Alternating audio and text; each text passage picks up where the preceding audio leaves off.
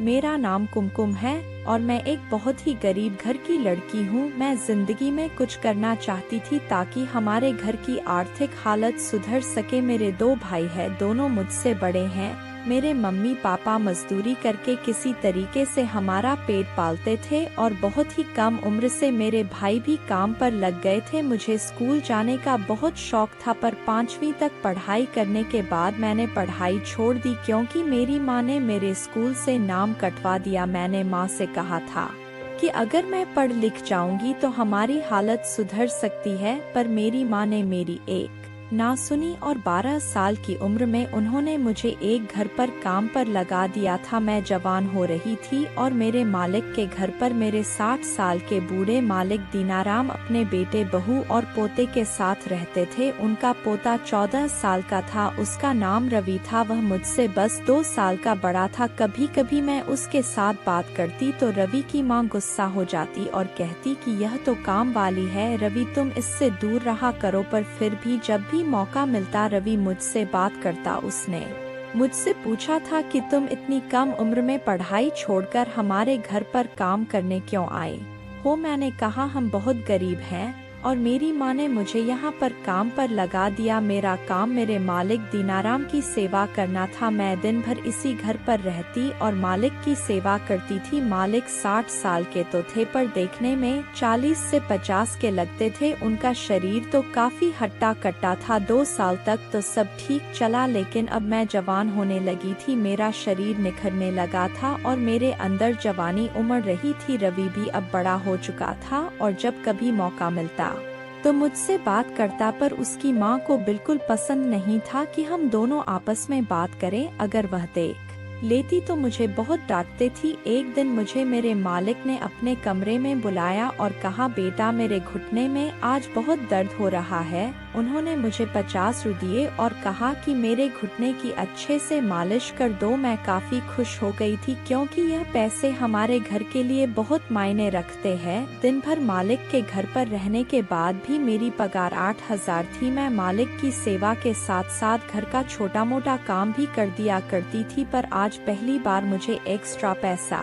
मिला, वरना मेरे पैसे तो मेरी माँ को ही वह दिया करते थे। मैंने तेल लिया तो दीनाराम मालिक ने अपनी धोती ऊपर उठा दी। वह मुझे बहुत ही अजीब सा लगा, पर वह ठहरे बुजुर्ग इंसान। मैं हल्के हाथों से उनके घुटने की मालिश करने लगी। वह आंखें बंद करके आराम लेने लगे। करीब 1 घंटे तक मैंने उनकी मालिश की। उसके बाद मैं वहां से घर आ गई। अगले दिन जब मैं काम पर गई तो शाम के वक्त फिर से दीनाराम ने मुझे अपने पास बुलाया और कहा कि बेटा कल की तरह आज भी मेरे घुटने की मालिश कर दो। और फिर से मुझे 50 रुपये दिए। अब ऐसा रोज रोज होने लगा। रोज मुझे एक्स्ट्रा पैसा देते और मुझे ये काम करवाते, लेकिन एक दिन कुछ ऐसा हुआ कि मेरे पैरों तले से जमीन निकल गई। मैं डर के मारे थर थर कांपने लगी और मेरी जान निकल गई। मैंने जो देखा था मुझे अपनी आंखों पर यकीन नहीं आ रहा था और मात्र 14 साल की हूँ तो मुझे समझ नहीं आ रहा था कि मैं क्या करूँ। उस दिन मालिक ने मुझसे कहा था कि मेरे घुटनों और पैर की अच्छे से मालिश कर दो, पर जब उन्होंने धोती उठाई तो मेरी आंखें फटी की फटी रह गई। उन्होंने अपना कच्छा नहीं पहना था और मेरी नजर एक ऐसी चीज पर पड़ गई। मैं अंदर ही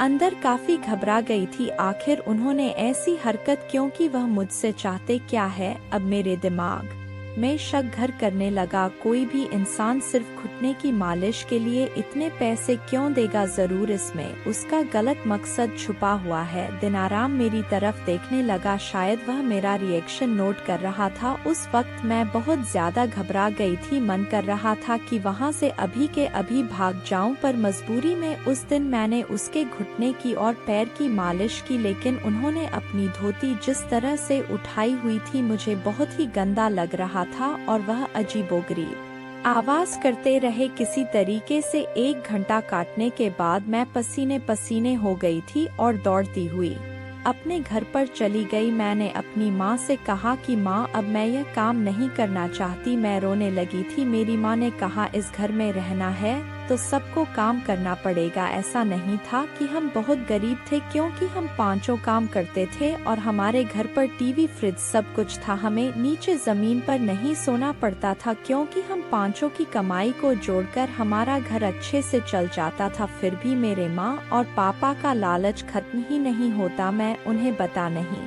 पाई कि आज मेरे साथ क्या हुआ, और अब मैं इस बात से डरने लगी थी कि मेरे साथ कुछ गलत ना हो। अगले 2 दिन मैं काम के बहाने घर से निकली तो थी, पर मैं काम पर नहीं गई और मैं इधर उधर काम ढूंढने लगी थी। मुझे जो भी काम मिल जाएगा मैं कर लूंगी, पर मैं दीनाराम के पास अब नहीं जाऊंगी। लेकिन अचानक ही रास्ते में मुझे रवि मिल गया और वह मुझसे पूछने लगा कि तुम 2 दिनों से काम पर क्यों नहीं आई। मैं पिछले 2 सालों से रवि को जानती हूँ और उसे अपना अच्छा दोस्त मानती हूँ। मैंने कहा, रवि मैं अब वहाँ काम नहीं करना चाहती, मैं दूसरे काम की तलाश कर रही हूँ, पर मेरी माँ को इस बारे में मालूम नहीं है, वरना वो मुझे डांट देगी। मेरी बात सुनकर रवि चौंक उठा और कहा कि आखिर क्या बात है, मुझे खुलकर बताओ कि तुम वहाँ काम क्यों नहीं करना चाहती। मैंने कहा, तुम्हारे दादाजी कहकर मैं चुप हो गई थी। मैं इससे ज्यादा उसे कुछ नहीं बता सकती, क्योंकि मुझे खुद पर ही शर्म आ रही थी। उसने कहा, मेरे दादाजी बूढ़े हो चुके हैं, उनका दिमाग ठीक नहीं है, पर वह दिल के बहुत ही अच्छे हैं। वह बहुत ही नेक दिल है और हर वक्त गरीबों की मदद करने की सोचते हैं। वह तो हर महीने तुम्हारे नाम पर 2000 जोड़ रहे हैं। तुम्हारे 2 साल का 48,000 अब तक जोड़ चुके हैं। जब तुम्हारी शादी होगी तो इस पैसे से वह तुम्हारी मदद करेंगे। बाकी वह थोड़े से खाम ख्याली है। अगर उनसे कोई गलती हो गई हो तो तुम उन पर ध्यान मत दिया करो और तुम कल से काम पर आ जाना। मैं घर वालों को कह दूंगा कि तुम्हारी तबीयत ठीक नहीं थी, इसलिए तुम नहीं आई। अब मैं सोच में पड़ गई थी। हो सकता है कि मैं ज्यादा ही सोच रही हूँ। शायद दीनाराम उस दिन कच्छा पहनना भूल गए होंगे। बेचारे 60 साल के बूढ़े हैं, भले ही जवान दिखते हो, उन्हें ध्यान ही नहीं रहा होगा और मुझे अपनी पोती जैसा ही समझते होंगे। बेचारे मेरी शादी के पैसे भी जोड़ रहे हैं और मैं ही इतनी पागल हूँ कि उनके बारे में क्या क्या सोच लिया। अगले दिन से ही मैं फिर से काम पर जाने लगी और दीनाराम फिर से मुझे अपने पास बुला लेते और 50 देकर कहते कि मेरे घुटनों की मालिश कर दो। लेकिन अब मैं नोटिस किया कि वह कच्छा नहीं पहनते थे।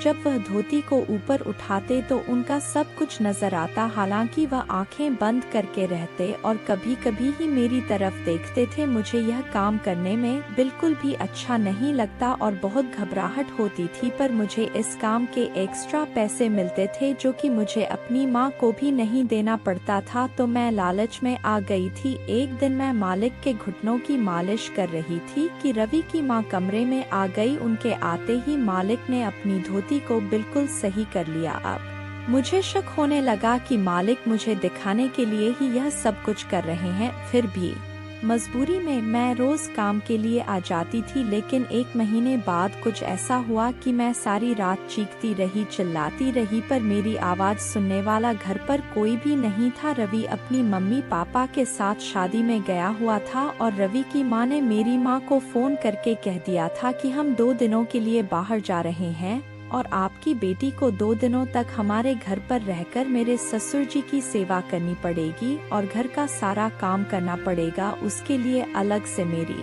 माँ को 2000 देगी और मुझसे कह दिया था कि घर का सारा काम कर देना, खाना बना देना और मालिक की अच्छे से देखभाल करना और तुम वहीं पर रात में रुक जाना। पर मुझे बिल्कुल भी सही नहीं लग रहा था और मैं बहुत ही घबरा रही थी। मैं रवि को बुलाकर भी कह दिया था कि मुझे बहुत घबराहट हो रही है। रवि ने कहा, मेरे दादाजी बहुत ही नेक दिल इंसान है। मैंने तुमसे कहा है ना कि तुम्हें डरने की कोई जरूरत नहीं है, वह तुम्हें अपने पोते की नजर से देखते हैं। मैं रवि से कह नहीं पाई थी कि वह मेरे साथ रोज क्या करते हैं। उनकी गंदी हरकत से मैं परेशान हो चुकी थी और अब 2 दिन मुझे उनके साथ बितानी है। रवि और उसका परिवार चला गया। उनके जाते ही मैं रसोई में जाकर खाना बनाने लगी। खाना बनाते ही मालिक ने मुझे अपने पास बुला लिया। उसने कहा, बेटा आज मेरी तबीयत बहुत खराब है, आज तुम मेरे पूरे बदन की मालिश कर दो। उन्होंने 500 रु दिए और कहा, मेरी अच्छे से मालिश करो। रात के 8 बज चुके थे। मालिक ने कहा, पहले हम खाना खा लेते हैं,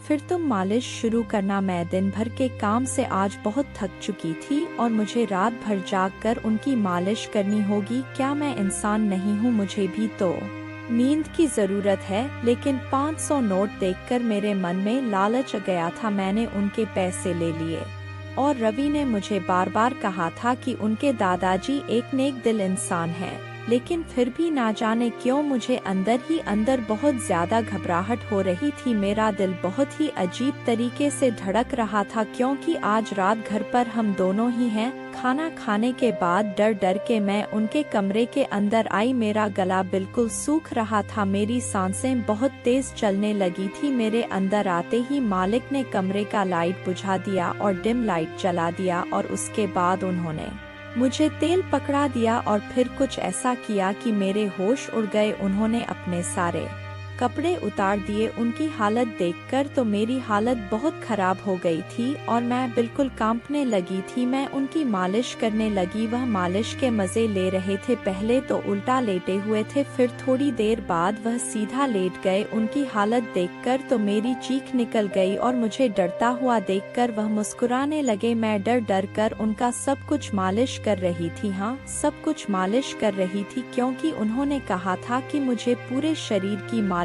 कर दो। मेरा दम बिल्कुल घुटने लगा था, लेकिन दीनाराम ने मुझे हाथ नहीं लगाया। उसने मेरे साथ कुछ भी गलत हरकत नहीं की। करीब 2 घंटे मालिश के बाद उन्होंने कहा, अब तुम जाकर सो जाओ। मैं उनके कमरे से बाहर आ गई, लेकिन मेरे अंदर एक अजीब सी हलचल होने लगी थी। मैं दरवाजे के बाहर ही खड़ी थी और मेरी सांसें बहुत तेज चल रही थी। मैं भी जवान हो चुकी थी और मुझे मन कर रहा था कि मैं उनके कमरे में फिर से चली जाऊं। ना जाने मुझे क्या हो रहा था, मेरे अंदर एक नशा सा छाने लगा था। यह कैसा जादू है जो मुझ पर छा गया था। मैं अपने कमरे तक जा ना सकी और उनके कमरे में वापस आ गई थी। दीनाराम मुझे देखकर मुस्कुराने लगे और कहा, आओ मेरे पास आ जाओ। और उसके बाद उस कमरे में जो कुछ भी हुआ, पूरी रात मैं चीखती रही। यह मेरा पहला अनुभव था। आखिर दीनाराम ने मुझे अपने जाल में फंसा ही लिया। शायद वही चाहते थे कि मैं खुद ब खुद आ जाऊं और 2 दिनों तक बस वही होता रहा। उसके बाद उन्होंने कहा, जाओ अपने घर जाकर 2 दिन आराम कर लेना। रवि और उसका परिवार वापस आ गया था, पर मेरी हालत बहुत खराब हो चुकी थी। मुझसे ठीक से चला भी नहीं जा रहा था और घर जाकर मुझे बुखार गया था। यह मुझसे क्या भूल हो गई। जब मेरी माँ ने मेरी बुरी हालत देखी तो उन्हें शक हो गया और वह मुझसे से पूछने लगी। मैं रोने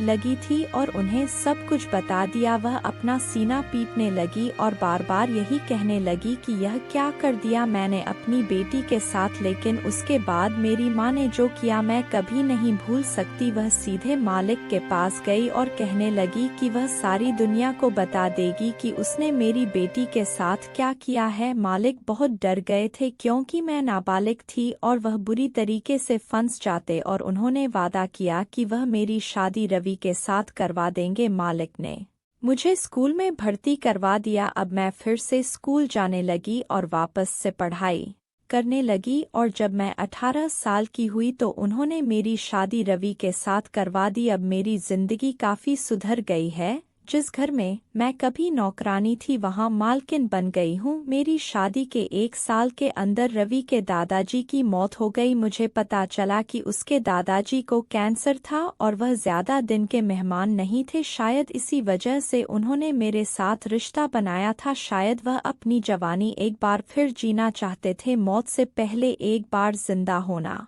चाहते थे। उन्होंने मेरे नाम पर ढेर सारी संपत्ति कर दी थी। मैंने रवि को कभी भी नहीं बताया था कि मेरे और उनके दादाजी के बीच क्या हुआ था, क्योंकि रवि अपने दादाजी को एक अच्छे इंसान समझते हैं और मैं यह सब कुछ बताकर उसे दुख नहीं पहुंचाना चाहती थी। पर मेरी जिंदगी में वह दिन मैं कभी नहीं भूल सकी, और जब भी मुझे वह दिन याद आता मुझे दीनाराम की याद आती।